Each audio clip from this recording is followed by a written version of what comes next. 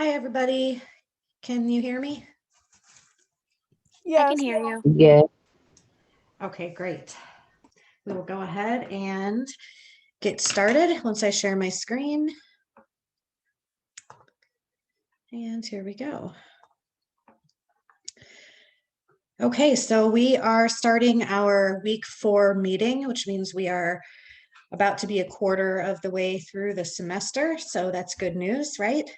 I had a little note for myself here about paragraph breaks because I noticed in our last meeting for the participation question, I had asked if you struggled understanding where to start a paragraph break, and almost everybody said yes. So I wanted to tell you guys that I put together a little exercise for you if you want to complete it. So it's optional. And I did this just before the meeting. So you'll notice that there's been an additional discussion question added to this week's module, and it says right on it, optional. It's not worth any points, so it's completely up to you. But if you want some practice figuring out where to break paragraphs or where to start a new paragraph, you can go ahead and do that exercise, and then I will give you some feedback. So if I see a lot of interest on that particular post, then I'll post a second exercise for those who want to do more than one. So I just want to give you guys a heads up that that's there. And again, it's optional, not worth any points, just something for you to practice if you want to. Questions about that?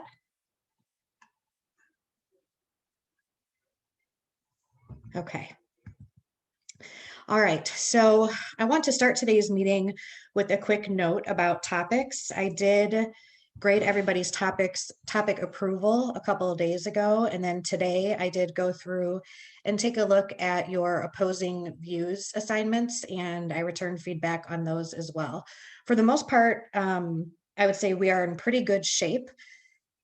A lot of us still do need to work on kind of refining the idea that you're working with. So a couple of observations and notes here. You want to have a research question that's guiding you, and that question needs to be able to be answered in 2 distinct ways. So here's an example.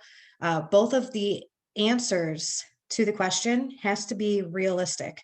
So asking a question like, can dogs present danger to children? This is not a good research question because the answer is yes. No one would argue that it is not possible for a dog to present a danger to a child. So even though here there are 2 answers, like you could say, yes, they can, or no, they can't. Saying no, dogs cannot present a danger to children is not a valid response. Nobody would say that. So an example of a yes question on the same topic would be, should people who want to own dogs be required to take a class or get a license to help reduce the number of dog bites? In this case, there are 2 distinct answers that are both realistic. So the first one would be, yes, people who want to own dogs should be required to take a class and or get a license in order to help reduce the number of dog bites, whereas other people might argue, no, that's over the top, that's too much. People who want to own dogs should be able to own dogs, and that's kind of at their own risk, and they need to educate themselves if they have children, but we shouldn't regulate that through licenses. So I think, or at least I hope, that the difference here is pretty obvious. Most questions you could say that there's more than one answer to, but the kind of question that we're looking for is a question where there's 2 answers, they're very different from each other, and they're both realistic. Like you could make a pretty sound argument for either side. My next note or observation here is to remind you guys that our purpose over the next several weeks is to explore both sides of this topic or this issue that you have picked. So even though you might have a strong position in mind, or you are pretty convinced that you know how you feel, you want to stay open-minded. And that's really the reason for the opposing views assignment and the discussion board where you have shared your opposing views, is to encourage you to be able to write in an unbiased and convincing way on either side of the topic, because that's going to really help you when you get to your final paper and you want to present things fairly. Because if you come across as being very biased, no one's going to, well, I shouldn't say no one, but most readers will pick up on that, and it weakens your position. So my expectation is that as you start your research, which you'll be starting this week with the assignment that I'm going to introduce, you will actually stay open-minded and think about both sides of the topic, even the one that you don't necessarily agree with, and try to find some valid points. My last note here is to remind you too that your ultimate goals for your final paper in the class, what we're going to be working toward for the whole semester, is that you're going to be making an argument for something, and you might be arguing strongly on the yes side or strongly on the no side, but you can also kind of come in the middle of the road, that maybe this issue is not clear cut and it's not easy to make an argument for side A or side B. So instead, you're presenting an alternative, side C, that maybe takes the best of both worlds and blends things together.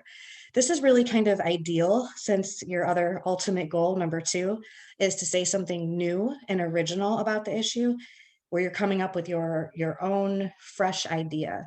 So don't feel boxed in to just agreeing with what the majority says or with all the research that you find. I encourage you to come up with your own perspective in something that's really new. So with all this in mind, any questions about topics?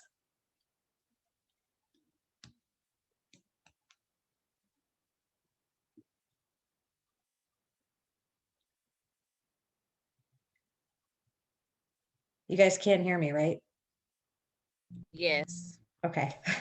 Just want to make sure. It's all right if we're a little bit quiet today. If you do have, a question about your specific topic and you want to ask me after class, of course, there'll be time for that too.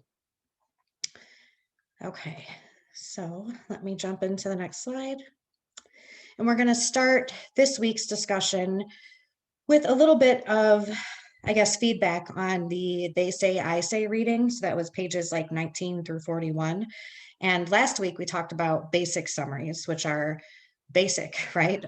Factual, objective, really simple and to the point.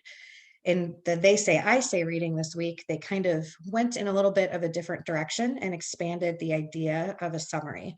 So what did you guys learn about summaries from this reading?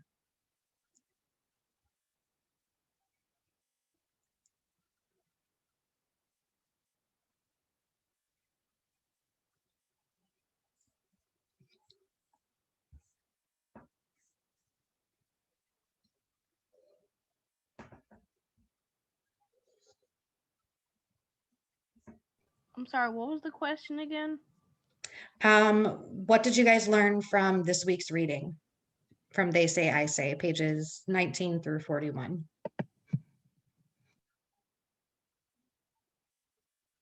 This is Ellie. I really liked when it said, I have it right here, like the quote, it says, it said something about like when we want to address something, it's like something we've previously heard by someone and then what we believe too. I don't know the exact words, but I thought that was interesting because it's like when I'm writing something, I want to know another person's opinion on it, but also express mine. Sure. Yeah, so it's kind of the reading kind of defined the purpose of a summary, which is to give context to your opinion of a topic, right? So you kind of put the two together. Is that what you were kind of meaning? Yes.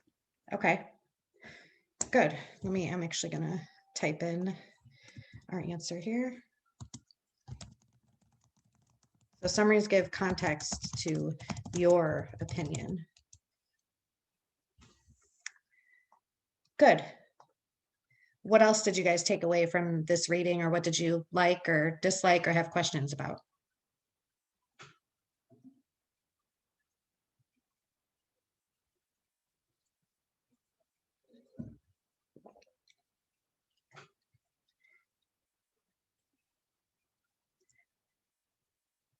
So part of me wonders, and I thought about this as I was going over the PowerPoint before the meeting earlier today. I wondered, I didn't assign a discussion question for this reading. Like in previous weeks, I've said, share 1 or 2 things that you learned from the reading that you thought were the most important or most interesting. And I didn't assign a discussion question like that this week. And I thought, I bet you people aren't going to read the assigned reading. Or if they did read it, maybe they read it last week, but they don't remember. Or they're going to be scrambling when I ask to share because, like I said, maybe things won't get read. So maybe that's the reason we have a little bit more quiet than we normally do, because usually you guys are fairly eager to jump in and share some of the things that you learned / posted on the discussion board. So maybe that's the case here, which is okay. That happens. It lets me know too that it's better to have that kind of discussion question. So in anticipation of that maybe being the case, I did kind of pull some highlights from the book. If you haven't read it, I definitely recommend that you go back and read it. It's going to help you on this next paper that we have coming up. And again, it's got a bunch of really great templates that you should start pulling into your writing. It's going to elevate the quality of your writing if you do so. So one more chance here. Did anybody want to jump in and share something from the reading that they liked before I go over my key points?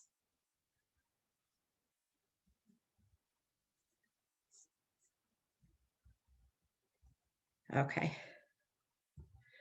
All right, so here are some highlights to either remind you what you read or to give you a preview of what you will be reading if you haven't done this reading yet. So on page 20, it reminds us that in order to keep your audience engaged in a piece of writing, you want to explain what you are responding to early in your writing. And this is really in reference to the story that's told at the beginning of right on page 19, where if someone just starts talking about or writing about an issue or a topic and they're just spitting their opinion at you, you can't help but wonder, like, what is this about? Why do I care? Where is this coming from? Or what is this person's purpose in making all of these points? When you go ahead and you put it in perspective with what other people are saying, again, going back to this idea of thinking of things as a conversation, that keeps your audience a lot more engaged. On page 21, it says remind readers of what they say being what other people are saying at key points throughout your writing. So you can't just add in a little bit of summary at the beginning of a 5-page paper and then never come back to it. You've got to remind that reader, kind of go back and say, hey, remember how John Smith had said XYZ? Well, he also said ABC. And now I want to go ahead and comment on that. So you want to refer back to what you're summarizing, and that could be any one of a number of pieces depending on how many sources you're working with. But it's important never to completely abandon the conversation that involves other people. So a good piece of writing is never really just about you. It's about everything coming together as a conversation. Page 26, it says, and I quoted this one directly, use the writing process itself to help you discover where you stand instead of committing to a position before you're ready to do so. And this one is something that we talked about in previous weeks as well, that, you know, writing is not about just saying what you mean and getting it on the paper. The whole process of writing should help you discover your meaning and your ideas. And it's really smart to rely on the writing process to help you get there instead of expecting that you should already know what your ideas are. Going along with that, just remember the believing game that asks you to kind of wholeheartedly believe in X and then wholeheartedly believe in Y, right? So you want to allow yourself to fully surrender to the different ideas on your topic, and believe in them, even if you don't really believe in them. Kind of force yourself to, as you're reading and as you're writing, so that you can truly be open-minded to other people's ideas. And keep in mind that research is part of the writing process. Page 31, it says to write a really good summary, you must be able to suspend your own beliefs for a time. So just building on the previous one. And in the second part of the reading, like in the page 35 and beyond, it talks about using signal verbs. Signal verbs are super, super important. And as an example, so signal verb is like when we say, here's as an example, John Smith says ABC. So the signal verb here is says, and says is a really boring signal verb. It gets overused a lot. However, if we Google signal verbs, we can come up with, let's see, we'll just go with the first link here. Okay, so if you just Google signal verbs, you're going to come up with a ton of results, and look at all the examples. So instead of John Smith says, we can use John Smith agrees, argues, claims, disagrees, explores, illustrates. We want to skip says, we want to skip states, but we have suggests, supports, thinks. So look at this list. Like, this is a really, really great list of verbs that you can use to introduce a quote that is, again, just going to elevate your writing a little bit. It gives it some variety. And these words are more interesting than says or states. Again, we want to kind of skip says and states in our writing and use something that's a more accurate description of what the person is actually doing. So I encourage you to both refer to the book because they've got some good examples, and like I said, just do a simple Google search and you will find really great lists easily available online. So kind of in summary from the reading, keep in mind that a summary is a necessary part of any writing. You're going to be summarizing other people's ideas as a way to set the stage for your own ideas. And you want to, this is probably key for the reading too, a really important point. You want to use the summary to your advantage when you present it, but you want to be fair and not be biased. So you're going to be presenting summaries in your writing that you both agree with and that you disagree with, depending on how you feel about your topic. And when you do so, like the quote says, a good summary has a spin that allows the summary to fit within your own agenda while still being true to the text that you are summarizing. What this is trying to get at is that if you find an article that you want to use, let's say in our upcoming summary response assignment, or in any paper that you write, when you summarize that article or when you give your reader an idea of what you're responding to, you have to be fair. You can't, I think everybody's probably familiar with the idea that like statistics and numbers can be manipulated really easily. Like we can make a graph look a certain way based on the span of numbers that we choose to present. And you can do the same thing with writing. You can misrepresent what someone says by just pulling a few words out of a sentence that takes it out of its context and it makes it seem like the original author is saying something that they're really not saying. You don't want to do that. You want to always present your other sources fairly, but that doesn't mean that you can't use them the way that you want to support your ideas. So that's kind of something that we'll be practicing and using over the course of the semester. And I think you'll understand a little bit better as you start to practice with summarizing more. So all of that being said, my summary of summaries, any questions?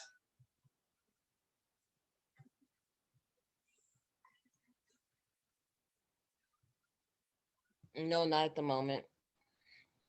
Okay, thank you. All right, so then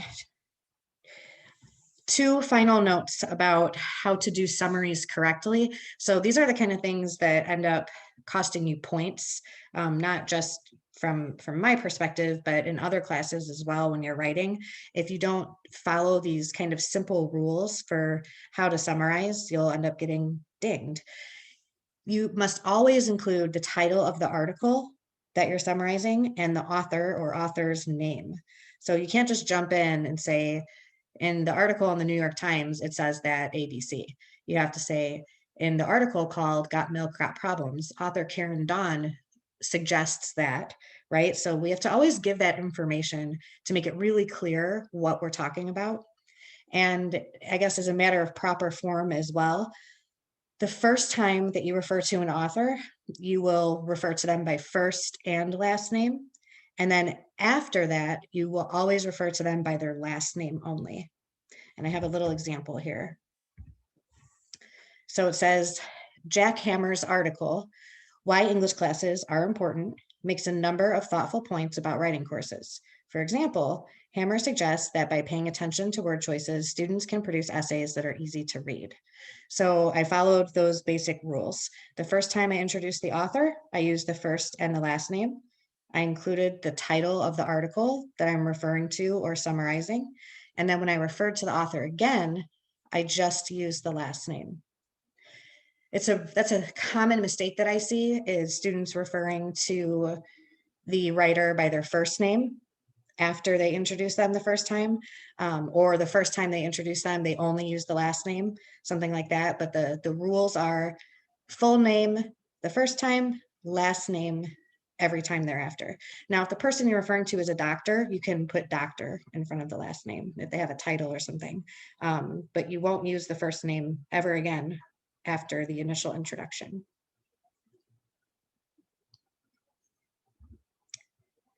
Okay, so let's take a look at your next big assignment that's coming up. And this is your summary response essay.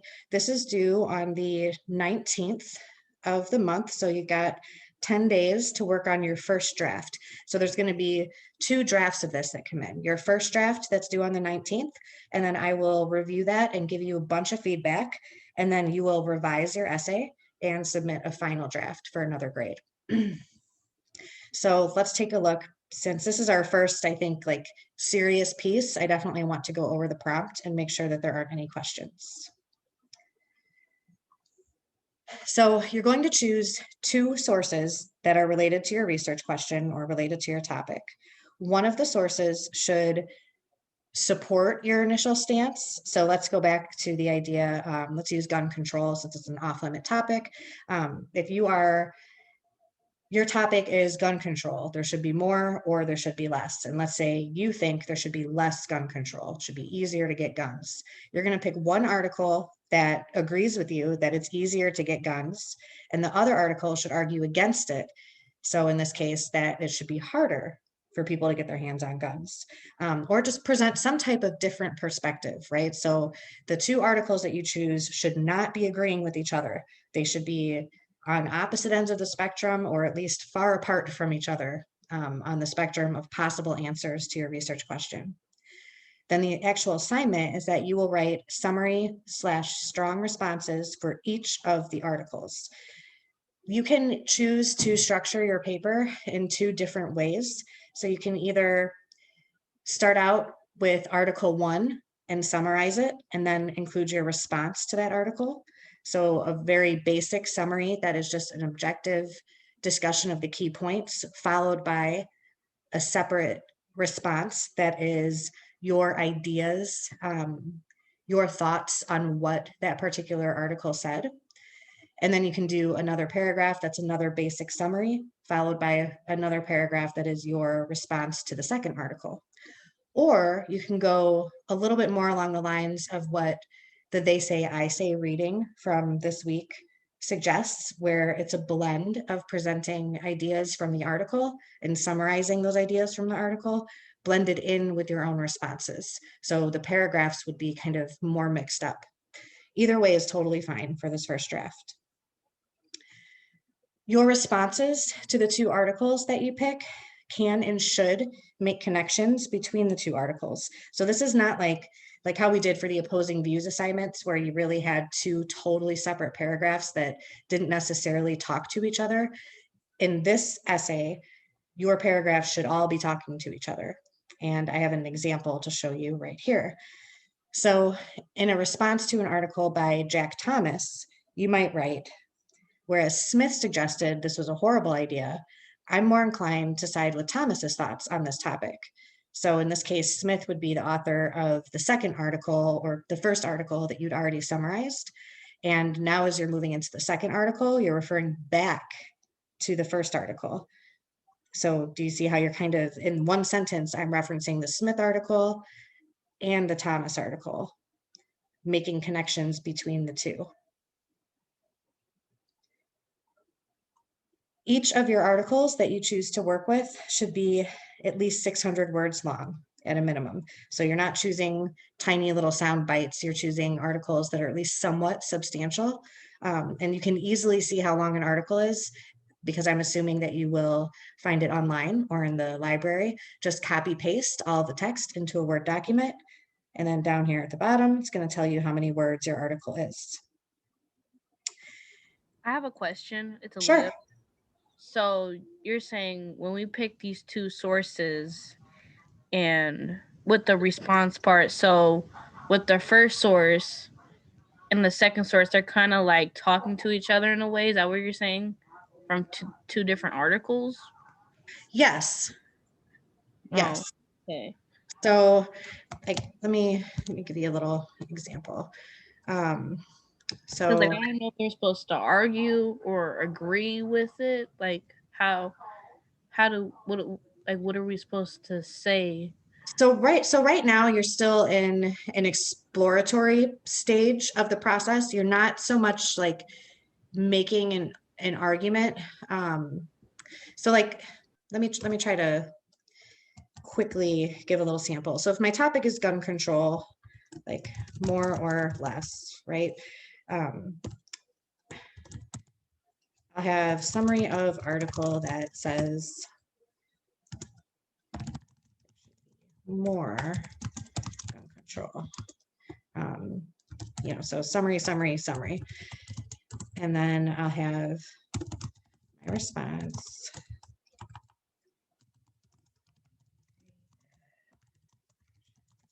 More control. Guns.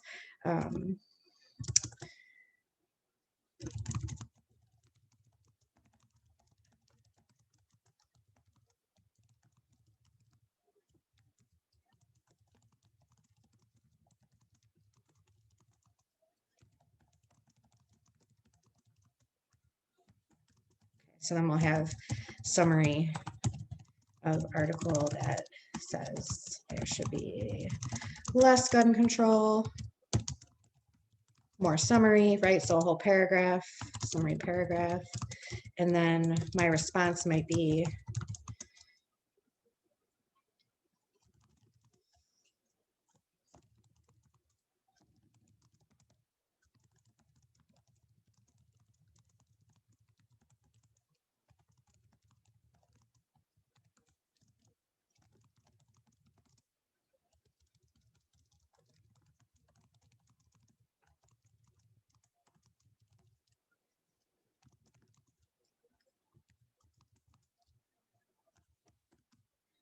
okay.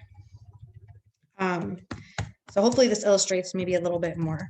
So if you go this is probably the easier route to go.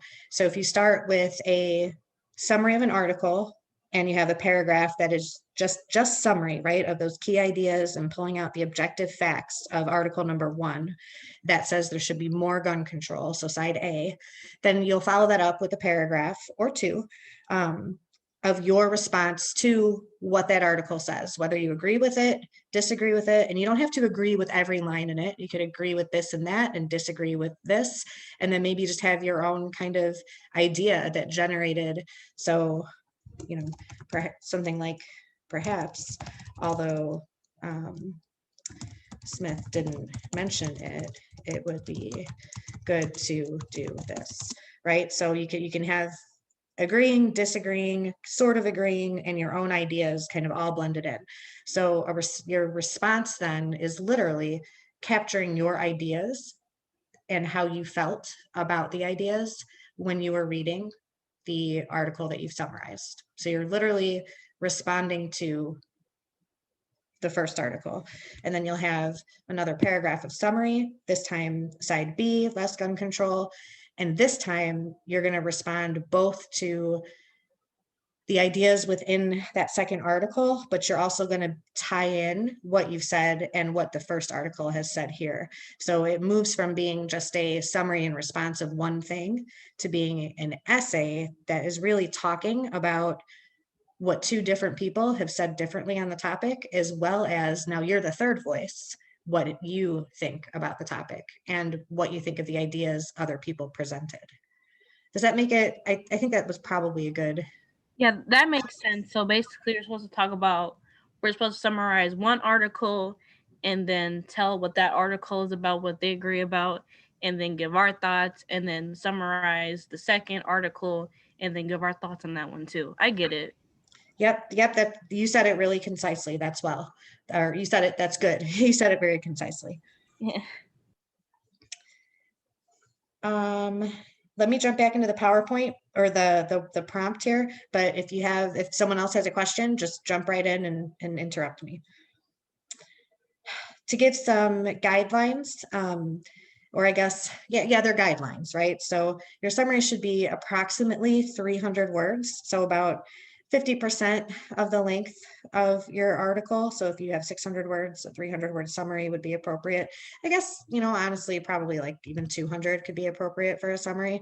As I've told you guys, I'm not super stuck on word counts or anything, but it shouldn't be like 75 words, right? You need to make sure that you're fully representing the article that you've read, and make sure that you include the article title and the author when you're presenting the summary.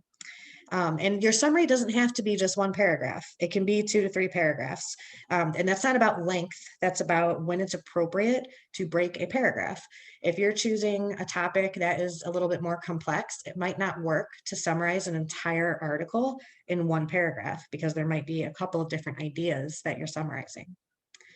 Your responses should be 200 or more words, definitely on this one, because I'm trying to really get you guys to think and talk about your thoughts and your ideas. I'm trying to get you to generate new thoughts and new ideas. So that's why I want you to really push and make sure that your responses are on the longer side. And you can also include in your responses questions that the article made you think of. So your response doesn't have to be like this perfect, well-crafted, like now you completely understand, this side of the topic and you're ready to settle the matter. If reading the article made you think of more questions, include those questions in your response. And you can do so as simply like as this. So you could have a concluding paragraph that says something like, after reading these articles, it's obvious that the authors did not think about ABC. This makes me wonder about XYZ, right? So it's okay to kind of have unfinished ideas and some additional areas that you want to explore. Again, the nature of this paper is that you're exploring different opinions and you're not supposed to have your mind made up yet. So if you put all of the math together, your paper should be around 1,000 words, give or take. For this first version, this initial draft of the paper, you do not need to include a formal introduction or a conclusion or even a reference page. All of these things will be included in your final draft, but for our purposes here, you can just jump right in, as I've done on the example here, to the summary of the first article. You just jump in. Don't stress about an introduction. Don't try to present an introduction. I'm not looking for that here. I just want you to really focus on summary and response so we can target that and I can give you feedback that's really aimed at getting that into good shape. So as I mentioned, next week, after I give you feedback and after you've read a little bit about what it really means to revise something, which is not just fixing mistakes, it's a whole lot more than that. So you'll be reading about that and we'll be talking about that next week. You will then submit the final draft, which, as I said, will include an intro, a conclusion, and a reference page. And yeah, so that's our plan for what we're working on for the next 2 weeks. And this sheet here that we've looked at is available to you in this week's module at the very bottom. Again, it's due on the 19th. So you've got a good amount of time to work on it. I know about 85% of the class cited procrastination as their worst writing habit or their biggest area of struggle. So try to make a change. You've got 10 days. Get started in the next day or two, get some ideas down, or at least start Googling or using the on IUN online library to find your sources. Don't wait till the last minute. Work on it over the next 10 days instead of working on it on the 18th and the 19th. You can do it. Try it out. It'll feel better and less stressful. Any questions about this assignment?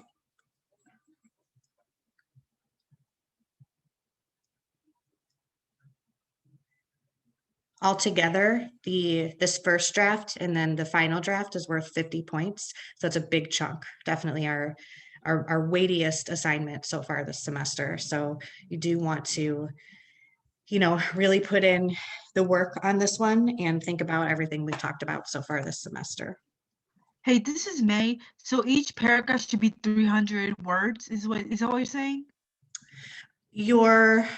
I would say 200 is probably a little bit more accurate.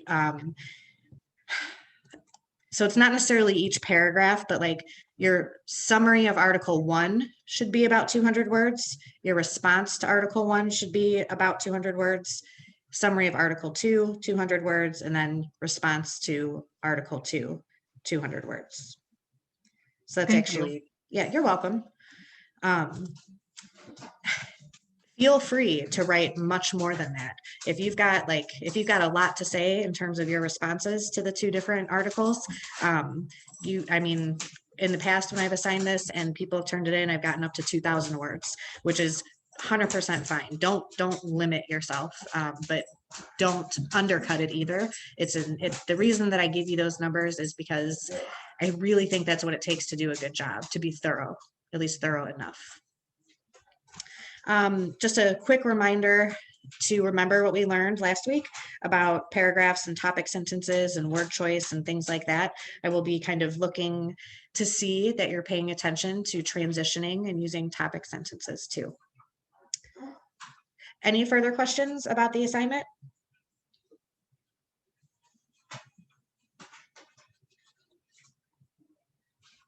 Okay, then very quickly too, we talked last week about finding sources and what makes a good source versus a bad source.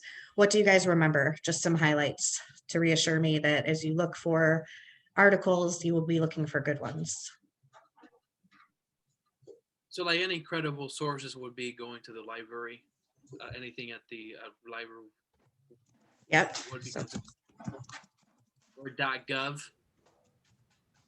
Yep, good. .org. So .org, and I'm just going to be brief on this one because I think I said it last week too. .org used to be something that could determine credibility, but now .org is for sale. So I or my grandmother could purchase a .org website and write anything we want on it. It's just all about the money now. So .org is not a safety net. .edu. .edu. Yep, .gov, .edu.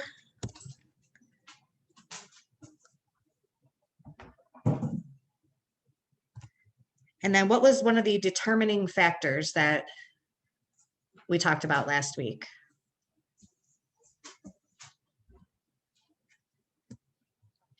Starts with an A.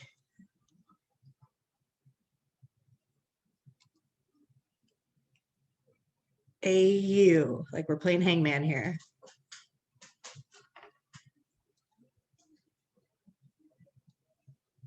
AUT.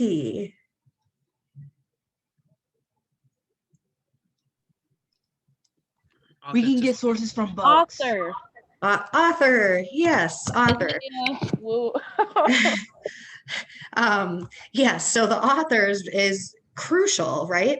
If the author is, Joe Farmer, and Joe Farmer is writing about the topic of the drinking age in the US, he is not a credible author, right? He's a farmer. What does he know about laws and governments and human development? Likewise, if the author is a pediatrician and they want to write about how to best raise pigs, the pediatrician's not credible because they don't know about raising pigs. But Joe Farmer suddenly becomes a very credible author because he's been raising pigs for 60 years. So who that author is and their connection to the topic is really important in determining if a source is credible. I feel like there were a couple of other answers coming out when you guys got author. What were some of those other responses?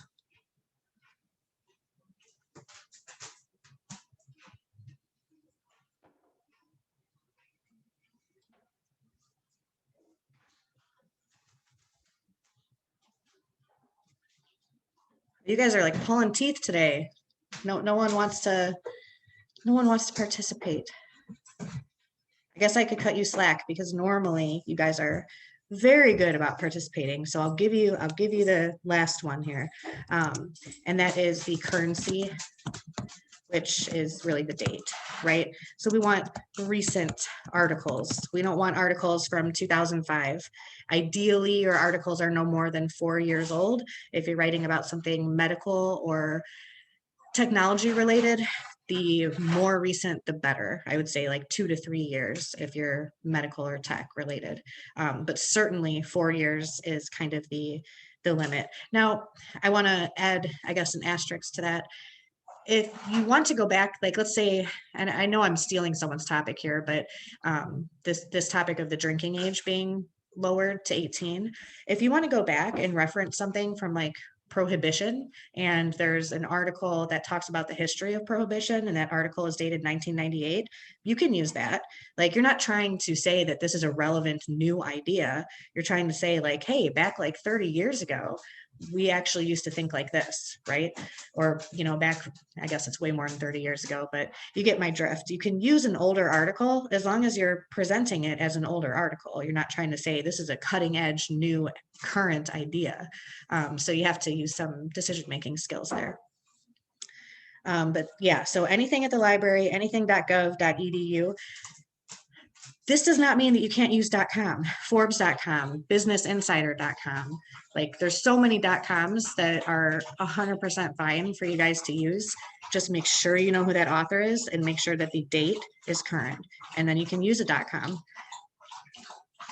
If you are questioning whether a source is credible or if it's good, just email me the link and I will tell you, yes, it's great, or no, this is not going to work and here's why. Like, don't hesitate to ask me. I'm happy to tell you. Okay, so moving forward, and maybe this will be like they say, I say, maybe no one will have watched the video yet since I didn't post a discussion question about it. But if you did watch the annotating versus taking notes video, what did you learn from it?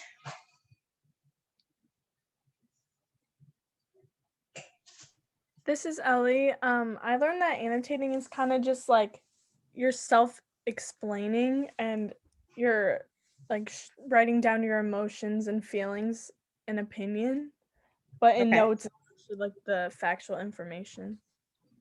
Awesome. Yes, that's super well said. Like, annotating records your emotions and feelings in response to something. Taking notes is the facts.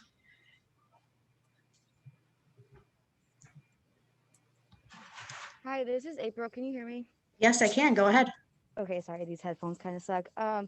Basically, what I got from it is like annotating is like kind of just like you're taking notes like for yourself that no one is like really meant to see, and like taking notes is like you can share them with anyone and they could like grasp that like main idea that you're talking about. But like annotating is like you're kind of like talking to yourself, like, does this make sense, or like stuff like that. Yeah, that's a great description. It's like annotating is like a journal that you might want to keep private. You might not want to share because it's totally an honest reflection. Whereas taking notes is something you could give to like a classmate who missed class. Perfect. This concept here of like annotating being different than taking notes is very important for you moving forward in the class. And I hope that you guys will use it in this upcoming summary response essay when you're looking for your articles. And let's say you find an article, you give it a quick skim, you decide it's credible, you give it a quick skim, decide that this is going to be good for the assignment. When you read the article, you should annotate. Annotate is more important than taking notes, to be honest with you. That first time that you read something, capturing your ideas and how you felt about it, like even if it's something like a WTF, right? Like, that's the first thought that pops in your head after you read a certain statistic or a sentence. Capture that. And I like to do that by like copying the text into Microsoft Word and then like commenting using the comment feature, or actually typing my comments like in bold to interrupt the text. But like, when you capture your initial thoughts after reading something, that's what gives you the material to write a response to it. So if you use that technique of annotating a piece as you're reading it the first time, you're going to have a much easier time in going back and writing a response to it. It also means that you're actively engaging with the text. You're like conversing with it, right? And we've talked so much about writing as a conversation. Write back to the text as you're reading it, and it becomes then much easier to process and write about. Taking notes, I don't want to say that taking notes isn't important, but taking notes is something that you can do after you read it the first time. You can take notes that can be as simple as just highlighting. You don't necessarily even have to write anything down. So taking notes has its place, but it's not the same kind of helpful as annotating is. So the participation question for the meeting is down here at the bottom. And I'm just curious, have you ever annotated something you've read?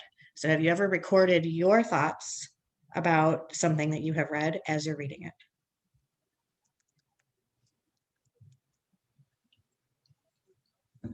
You can just do a yes or no in the chat box.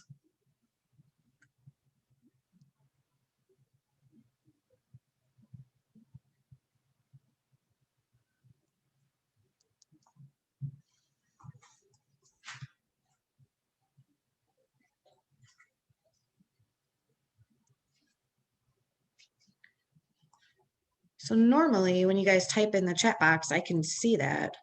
And this time it's not telling me if you're typing. So, okay. Sorry, I said I click back in. Like normally it gives me a little notification so I can see how many people have responded so I know when to move on, but it's just not coming through right now. All right. If you have not watched the video, please watch the video. There's an assignment related to annotating at the end of the week. If you don't watch the video, you're probably not going to do it right. It's not a long video. So just like I said, make sure you take the time to watch it. So a couple of items here. Let me check our time. Okay, we've got a little bit of time left. These tips are meant to help you do better on the summary response assignment. So we're going to talk a little bit about polishing your writing and how to take it up to the next level. I don't know why my very last, ignore this down here on the bottom. We'll get there, but it shouldn't be there right now. Okay, so first and foremost, writing concisely. So this is a link that I will share in an announcement after the meeting so that you have it. But this web page here is called plainlanguage.gov, and it gives you a lot of good guidelines on how to not write wordy, dense sentences. It is one of the biggest problems here at saying in government writing. I'm saying it's one of the biggest problems in like all writing. And it says nothing is more confusing than long, complex sentences containing multiple phrases and clauses. So we don't want to do complicated, complex writing that confuses the reader. If you go to this website, it's going to give you a ton of tips. Like instead of saying at this point in time, we just say now, right? Just be more simple. It's going to tell you redundant words, excess modifiers, doublets and triplets, and tons of different examples. Then you can use this menu over here on the left to dig into some more information. So this is a really helpful website to help polish your writing up. Okay, I want to remind you that in MLA, you are allowed to use first person, which is you, I, we, us, and our. In APA, you're not allowed to do that. So you probably have other classes where APA is the style that you're using. Don't slip up and start using first person in those classes. But for MLA related classes, which is anything in the liberal arts, you can in fact write in the first person. You want to still avoid using you unless you absolutely need to. That's just kind of you is a very difficult first person word to use appropriately. So I suggest just avoid it at all costs. But here's an example of how you can use some of the other first person words. So this is a yes example. So teaching writing effectively requires going beyond placing a grade on students' work. We must also provide students with written feedback so they can understand why they received a particular grade. This is what led me to develop my approach to responding to student writing. So this is something I wrote actually, and I wrote it for an audience of teachers, right? So I can use the word we because my specific audience was teachers. So when I say we, I'm referring to me and my peers who are teachers. I can also use me because I'm talking about something that I developed that's related to teaching. So it's okay for me to share this example of something that I felt that, at least when I wrote this, that I felt that I was presenting my expertise on. So it's okay to use the we, me, and my in this context. And I'm going to show you a student paper example too of how it doesn't work and how it does. Well, I just explained that. So why could I use it? Because I was a teacher writing for an audience of teachers. So here's an example of something not to do, like when you use the word you. So I know some of you are interested in writing about social media. That's why I use this as an example. So when you sign on to Facebook, you're probably going to scroll through your feed and focus on other people's pictures.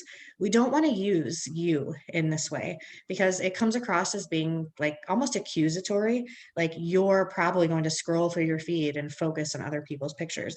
Well, what if I don't even have Facebook? And what if that's not what I do on Facebook? I don't need you as a writer to tell me what you think I do. When you use that word you, your reader takes it personally because you're pointing your finger at them essentially and saying, this is what you do. So that's why it's best to just avoid you. It's more of an advanced technique, I would say. So yeah, try to avoid it. If you absolutely feel like you want to use it, go ahead and I will tell you if it doesn't work. You don't have to worry about that. I'll tell you if it doesn't work and I'll tell you how to fix it. As is the case here, if you wanted to talk about this particular information, just get the use out of there and say, when signing on to Facebook, many people scroll through their feeds and focus on other people's pictures. It's pretty easy to write the you out of a sentence once you've done it a few times. Questions on any of this stuff?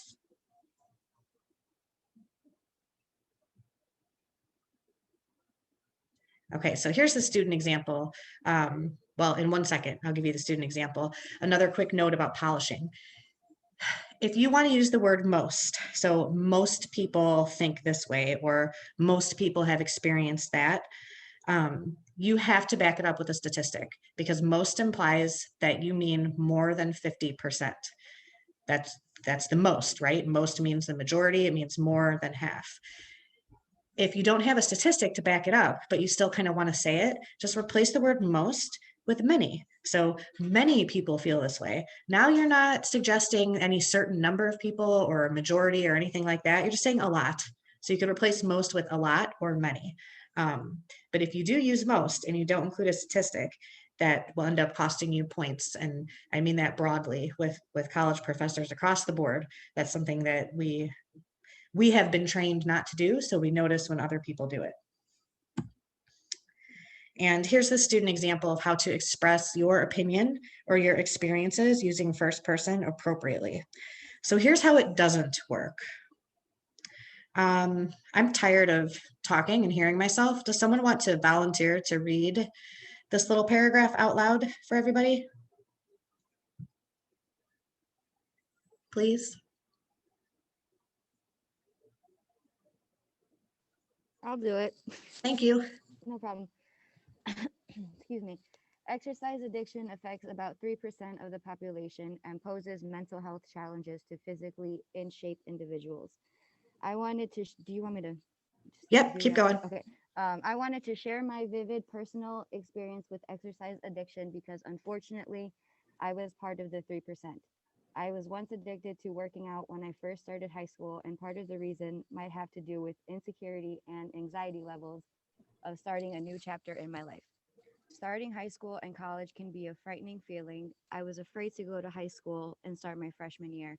I played soccer and I wanted to be the best on my team. Even out of practice, I would find myself at the gym. I remember going home after my workouts and eating very lightly so that I could perform better the next day at soccer practice, until I started realizing that my body is actually getting weaker instead of getting stronger and better. I began to get the symptoms of addiction. Okay, perfect. Thank you. So if I could paint a big red X on this paragraph, I would, because it's not appropriate for academic writing. like I said, you can share your opinion and your experiences, because I've asked you to pick topics that you care about and that some of you have direct experiences in.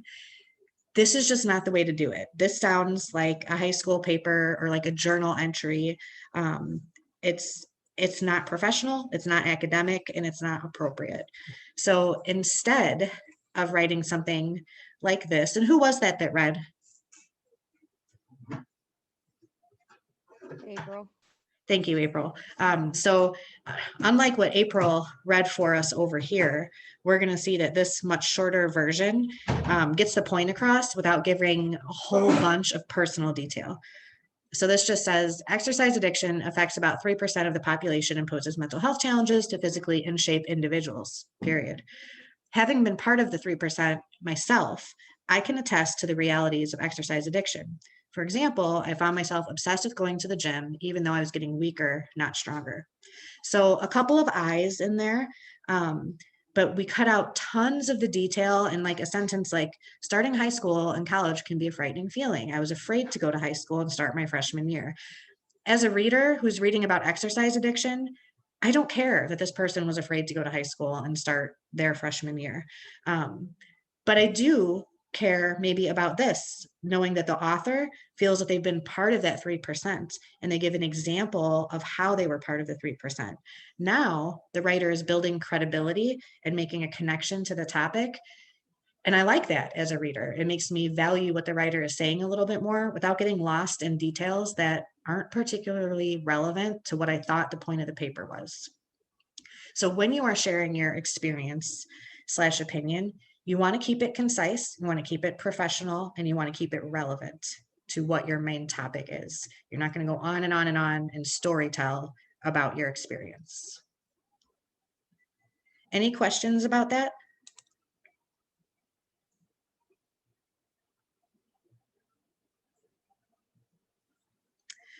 Okie dokie. So this is our last slide before the Zoom credit slide. Just some reminders about what's coming up and your homework. Discussion question 6 is the which side are you on discussion question. So you should have already posted your 2 opposing views paragraphs on that thread. And then by the 11th, you should be responding to somebody's paragraphs and just indicating what side you believe that they're on. So you're taking a guess just based on what they wrote. And then you as the original writer should come back and tell what side you were actually on. So like, you know, you've posted these 2 paragraphs, it's a guessing game. Someone else is going to come and say, I'm guessing that you're on side B. Then you will come back and say, you're right, I was on side B, or actually I'm on side A. So it's an exercise, and just to kind of let everybody see what everybody's writing about. I want you to make sure that you both respond and give the answer. Then we have discussion question 7, which is due on 2/11 and a peer response by Sunday. And there's a discussion question 8, also due on Thursday, the 11th. The annotating assignment, which I think is pretty clear cut once you read what the assignment is due on the 15th, which I believe is next Monday. Yep, Monday. And then your summary response instructor draft due on the 19th, which is a Friday. I know that's an odd due date for something, but I want to have time to grade over the weekend and get your feedback back to you so that you can revise for the final draft. On Thursday, there's another Zoom meeting. It's optional. Like I said, most of the Thursday meetings will be going forward. I'm going to talk about quoting, and it's pretty important. If you don't know like how to quote material from another source the right way, in terms of punctuation, in terms of not plagiarizing, in terms of how to not quote like way too much material and do some good paraphrasing. If you don't know how to do that stuff, you want to come to this meeting. It's probably going to be about 20-25 minutes where I will show you the ins and outs of how to do all these things the right way. And it will be hugely beneficial to you both for this class as well as for any other class that you're going to be using sources for. If you can't come, it's not that big of a deal because I'll record it and you can watch it. But I feel that it will be painfully obvious to me in your work going forward if you don't attend or watch the video. Unless it's something you're already really familiar with and good at doing, then awesome, just move along and keep going with your writing. But if it's not, it's definitely one that you want to pay attention to. And then if you want to ask me questions about your summary response draft, that's what I'll kind of leave the rest of the meeting open to after that first section. So I'm going to tell you what the Zoom credit is here, and then I'll hang around and answer any questions that you might have about anything at all. So for this week's Zoom credit, I'll just ask that you reflect on a time when you questioned or challenged a belief or idea. So basically when you got in an argument with someone, and not about like, I don't know, not about like where to go to eat, right? Like when you challenged a belief or an idea. So something that's related to morals or values or politics or something like that. And just tell me a little bit about it. Like, why did you challenge this belief or idea? Did it end up ruining a relationship? Did it end up bringing you closer? Did you end up changing your mind? So just tell me a little story again about a time when you got into an argument about something important and how it turned out for you. And if you could turn that in by our normal time of 4:30, then I'll go ahead and get those graded and give you your credit for being here at the Zoom meeting. And that is it for today, guys. I have a question for discussion 6. Sure. So what am I supposed to do again? Like I don't understand. I didn't even know it was on the thing. I keep missing assignments on Canvas, and I don't realize that. So what is discussion 6 about? Sure. So discussion 6. Oops, let me not. Hold on. Oh, I'm not sharing anymore, am I? Okay, good. Let me go where I want to go, and then I'm gonna share with you again real quick. And if you want to sign off, you can. Just so you know, we're officially done here. Okay, share screen. Hi, Professor. Hello, give me just a sec. So, okay, so first and foremost, your screen and student view, you should have this to-do list over here on the right, and it should map out. Yeah, so it should map out all of your due dates. So keep an eye on that, and that will help you from missing anything. But discussion number 6 is, so you're taking the paragraphs that you wrote for the opposing views assignment. And you're, oops, let me leave student view, and you are sharing them here. So as an example, like Ellie has shared her 2 paragraphs. So that's all you're doing. You're just taking your assignment and posting it on the discussion board for other people to guess which side you're on. Okay, and what then we post a reply, right? Say that again? And we post a reply. Yeah, yep. And there's instructions up here. So you'll read at least one other person's post and leave a response to indicate what side you think they're on and why. Okay, and also I had a missing assignment, and I don't think you graded it because you graded off. You know what? You're cutting in. You're cutting in and out a lot. Hold on a sec. Okay. Oh, you did grade it. Sorry, you're grading it. You graded it already. I did. Okay. I was going to double check. Thank you. You're welcome. I also have a question as well. Sure. Can you possibly pull back up the Zoom credit question? Yep, absolutely. Hey, Professor. Yes, hello. This is Jose. The Zoom credit does not have a text entry option. I'm so sorry about that. You know, I was gonna do it in the comment part, but yeah, you know what, when I set this class up obviously a while ago, and that's my fault because I should be going in there every week and fixing it for you guys. So let me just find it real quick. See, I think I've done so well getting everything set up, you know, for the whole semester, and then I forget one thing, and I know it's more convenient for you guys. Okay. All right, so it should be good to go now for the text box entry.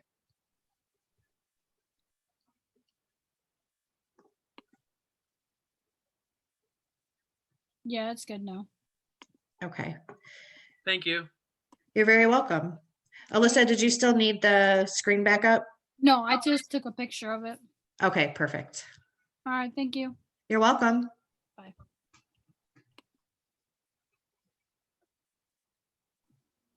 Professor, this Kalia, give me 1 second because I'm trying to think of the question I just had for you. Sure. Yep. I'm here.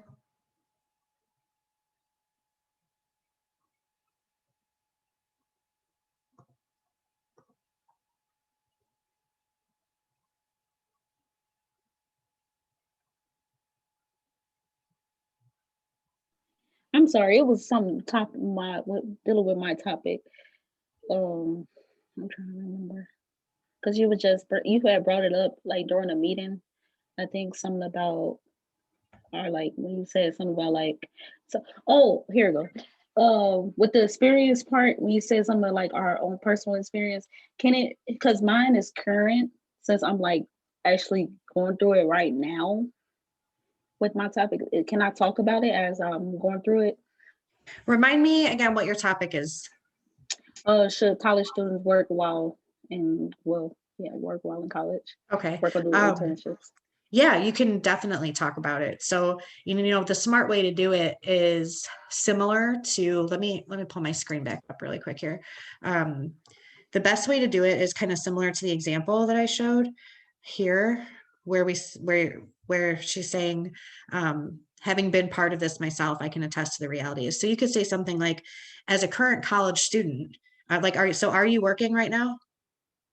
Yeah. I don't know if you got my message because they kept kicking me out the meeting. I had text when I first got in saying that I was at work. I literally had just got off of work at 3. Okay.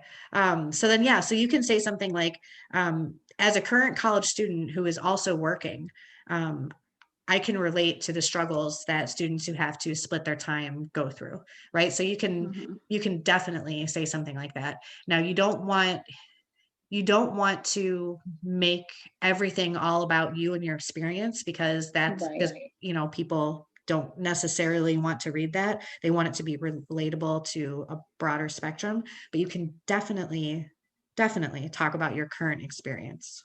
Okay, because I was trying to get like more to see, basically to talk about my experience and then go on to each side of my topic. Yeah, what you want to do is take bits and pieces of your experience, so a sentence or 2 or 3, and then come back to the big picture topic. And maybe you do that, so if you're writing let's say eventually the 7-page paper, maybe, and let's say, just for the sake of numbers, let's say you've got 20 paragraphs. Maybe in 4 of those paragraphs, you've got 3 or 4 sentences that talk about your experience, and excuse me, and then they make the connection back to the bigger topic. That would be appropriate. Okay. Yeah. I get exactly what you're saying. Yeah, it's really about blending in that type of discussion rather than having like I read papers sometimes, like this one here on the left, where it's like there's a whole paragraph telling me your personal story. Like, that's not appropriate. A couple of lines blended in, that works really well. Okay. All right, thank you. You're welcome. Did you actually, let me double check with you. Did you get my comment back about internships versus working? I actually haven't checked since yesterday, since I turned it in, because I've actually been checking back and forth since yesterday, and then that's when I haven't checked because I've been asleep. Sure, that's okay. I just left it a little bit earlier today. So you'll see what I said is, I just wanted to point out that I would not include internships really in your topic or your discussion, because internships, like, I don't think really anyone would say internships are a bad thing. Like, internships actually should be part of every degree program. Okay. And a lot of times, like, it's an actual class. Like, you take a class, you get your 3 credits, and you work with a professor who sets you up with an internship.